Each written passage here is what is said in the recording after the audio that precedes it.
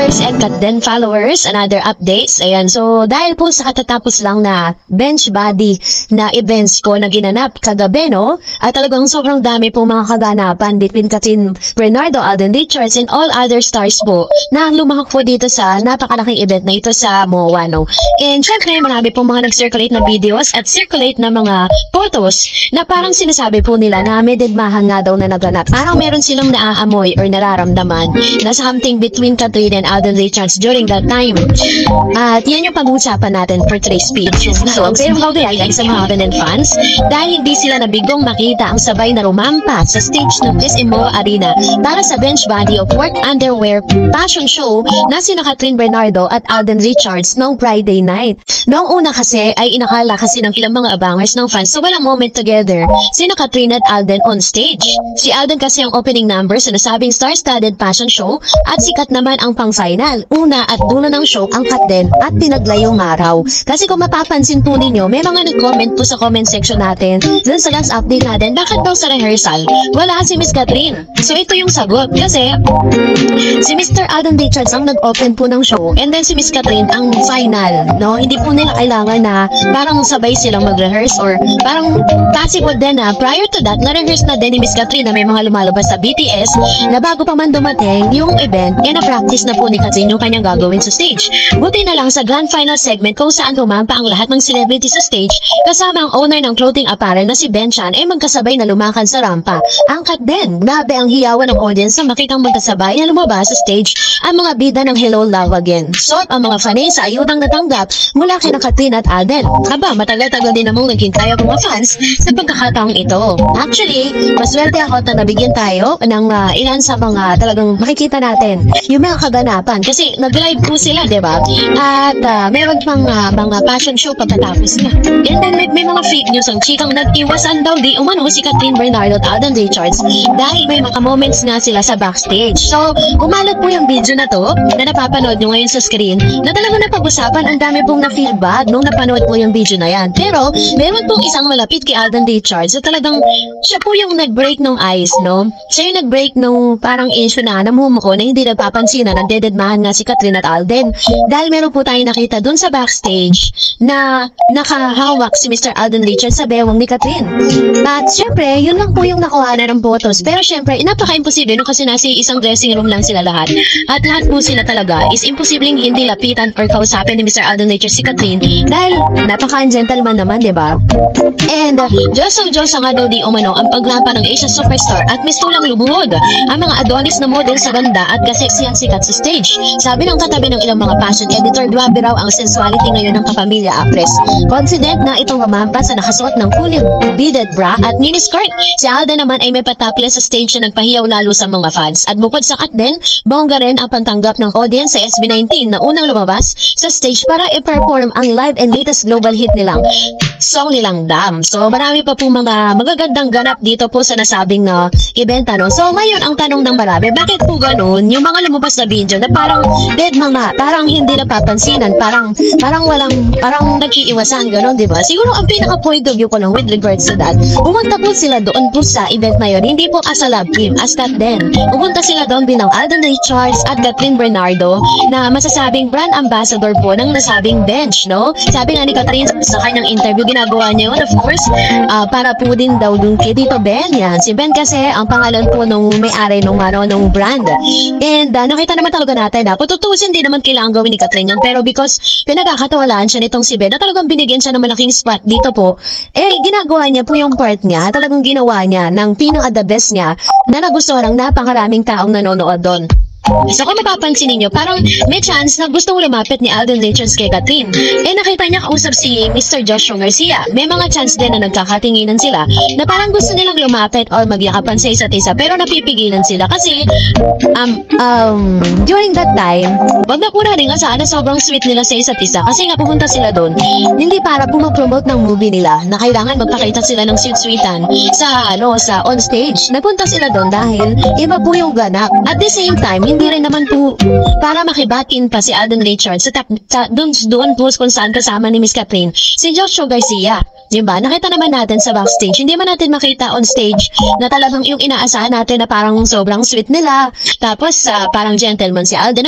May nakita po ba kayo na mga model na inalalayan ni Alden? Wala, diba? Kasi lahat po sila, yun po yung practice nila eh. Pinractice po nila na yun na walang kakalali sa kanila habang naglalakad sila.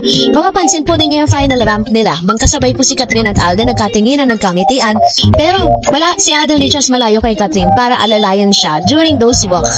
So, sana naiintindihan niyo po yung sinasabi ko no, na hindi sila nagpunta doon para po talaga makita tayo na magkahawak sila, naka-angkla si Catherine kay Alden Richards. Ang pinuportay nila doon, yung damit na suot-suot nila, nagbumodel sila doon. Meron po bang nagbumodel na aangkla pa?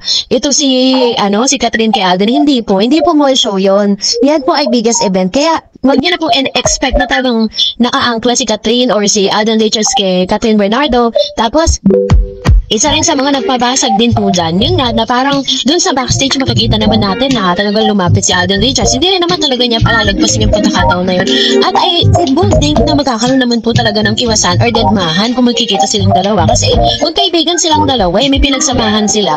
At napaka-historical po ng ginawa nila this year 2025. Kaya napaka-imposible, nakalimutan na lang nila ng ganun-ganun yun. Not unless na talagang there is someone or somebody or even the management is talagang binabawalan sila. Pero parang Paul naman, diba? Kasi parang personal mo na yun eh. So, doon lang sa stage, talagang di natin sila makitang parang feeling natin nag-iwasan. Yung una ko pong nakita yung video na yan, parang na-feel bad din ako na parang ba't ganito? Parang ang tabang-tabang naman nilang dalawa. Pero nung nakita ko, yung paghawak ng kamay, doon sa backstage, doon ako naniwala na hindi totoong may deadmahang nagaganap. Kasi may mga nag-post pa, at alam ko may mga lalabas pang photos and videos dyan na magkakasama sila. Kasi meron silang mga magkakasabay silang gumampa. At napaka-imposible na hindi sila mag-usap or hindi man lamang sila magkita doon po sa likod, diba? Kasi parang sabay-sabay yung final ramp na yun. Kaya, magsa-celebrate ngayon, ang dami kasi mga paayudang cut din eh. So, yun lang po, ilan lang sa mga paayudang nakita natin. How much more yung mga ilalabas pa, no? Na mga, ilang mga nandun talaga. Kasi, pag pupunta kasi kayo sa event na yan, kailangan mabilis po yung yung babantayan nyo kasi pagkalabas pa lang ng tickets online, na agad yan, yung wala na agad yan. Kumbaga parang sold na lahat yan agad-agad. Ganun katindi yan kapag mga celebrity yung rarampa. Kaya naman, basag na naman ngayon ilan sa mga bashers po ng cut din. At nakita po doon si Mr. OG Diaz. Kaya asahan po ninyo may ilalabas na nyo siyan tungkol dyan. Kaya naman, maraming salamat po sa inyong panonood. At kung hindi ka pa nakapag-like, nakapag-share, at nakapag-subscribe sa ating channel, huwag niyo po kalimutan mag-like, share, and subscribe. And please, also don't forget to visit and follow my Facebook page, DarEdsTV. Thank you for watching, guys, and God bless everyone.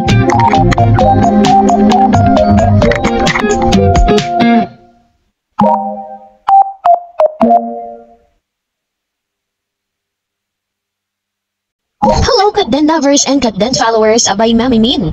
Suportado ang kindatan nitong si Miss Catherine Bernardo and Alden Richards. Ito dahil talagang hanggang sa ngayon ay hindi pa nakaka-get over ang ilan sa mga Katden fans at ilan sa mga fans si Alden Richards and Catherine Bernardo at ng ilang mga Gem Sparkle artists, no? Kung saan kasama dito si Alden, David Licauco, Real Madrid na talagang pinag-usapan po dito po sa nasabing events. Habang sa actor and Hanks definitely step up during the much-awaited bench fashion event, Body of Work held on Friday night, March 21 at the Mall of Asia Arena in Pasay City. With several models and celebrities gracing the catwalk, our Kapuso male personality stood out. Talaga namang masasabi natin na grabe po yung pinakita nitong tatlong lalaking ito. Pero syempre, mas nangibabaw pa rin itong si Alden Richards na talaga namang pinaghandaan ng todo ito pong nasabing event na ito. Si Alden po ang nagbukas ng nasabing event. At syempre po, talaga namang inabangan din ng ilan sa mga paayuda ni Catherine Bernardo at Alden Richards na kung saan binasag ang lahat ng mga kanigahan ng ilang mga bashers po kay Catherine at Alden Richards. Kasi dito pinakita nila at pinatunayan nila na fake ang lahat ng mga lumalabas sa balita na nagdedmahan at hindi na nga po nag-uusap at wala nang pakialamanan si Miss Kat at si Mr. Alden Richards sa isa't isa.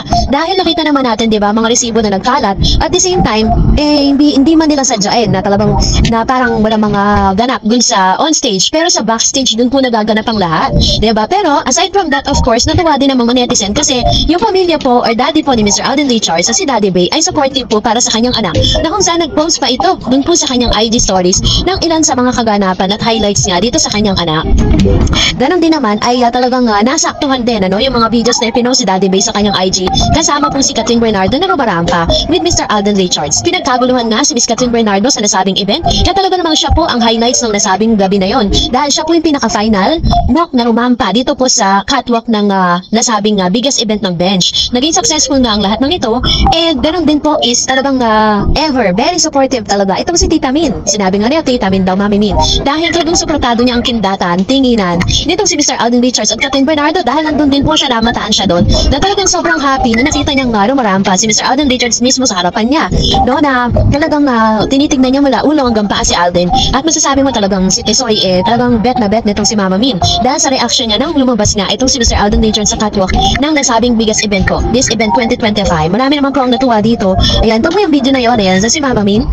Nakita natin na talagang super supportive siya. And then sa IG account niya din, meron din tayo nakita mga post ng video ni Mami Min kung saan pinost niya rin ang video nitong si Alden Richards, ano? Ganito po ka-supportive ang isang Mama Min sa kanyang mother-in-law or sa kanyang sa kanyang soon-to-be son-in-law pala yun. So, syempre po, dahil po sa biggest event ito, kahit sino pwede at invited ang lahat. Hindi lang si Mama Min ang nakita doon. Nakita rin doon si OG Diaz. Ayan, spotted din po siya doon. So, ibig sabihin, mag-aabang po tayo kung ano po yung mga kanigahan na sasabihin niya po patungkol kay Catherine at Alden Richards sa mga susunod na araw. So,